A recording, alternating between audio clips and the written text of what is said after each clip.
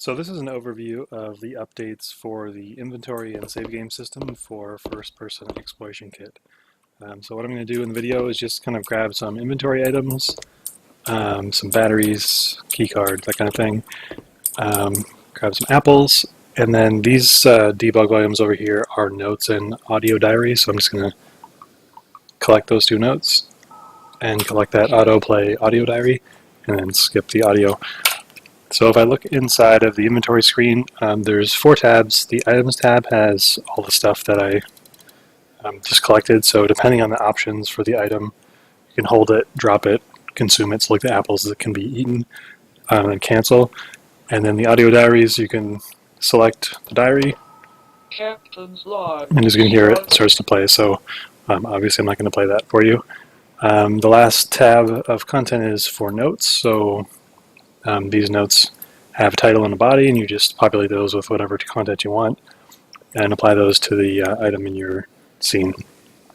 And last thing is the Systems tab, which has a control image overview, which has a Photoshop template you can customize, a couple basic options for look sensitivity and look smoothing, and then a couple placeholder buttons for whatever you want, and then an exit game button. So now what I'm going to do is grab this can here. That's a nice can of video game soup, and I'm going to go to level 2 and kind of just take mental note of what you see here. We can't collect these notes right now because we already grabbed them, and this is our inventory content. So if we go to level 2, these are very unexciting demo levels, but here's level 2. I'm going to put this soup in this little box here, and I'm going to go to level 3. You can see I still have my inventory, of course, and I go to level 3, which is also not super exciting. Go back to level 2, there should be a can of soup in the box, which there is, and then I'm going to go back to level 1, and you can see all the stuff that I took, including the can of soup and all the inventory stuff, is all still gone, which makes sense because it's still in my inventory. And also these notes remain collected even though I left the level and came back.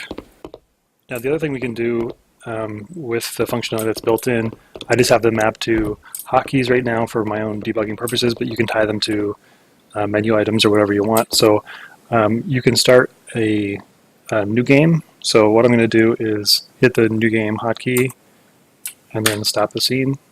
And then when I play it again, all the stuff is back there again.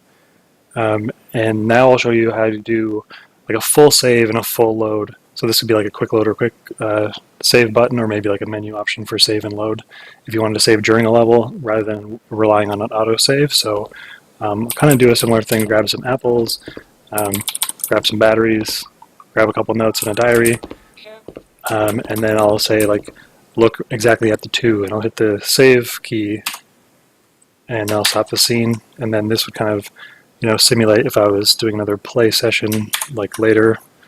I can hit the load hotkey. Now I'm looking back where I was looking. All the stuff that I grabbed is still taken, and my inventory still has all the stuff in it. So this will allow you to optionally quick save with level transitions if you want, and if you don't, then the states will not be saved. And then also you can do a full save with either like an F5, F9 hotkey or a menu option or something like that.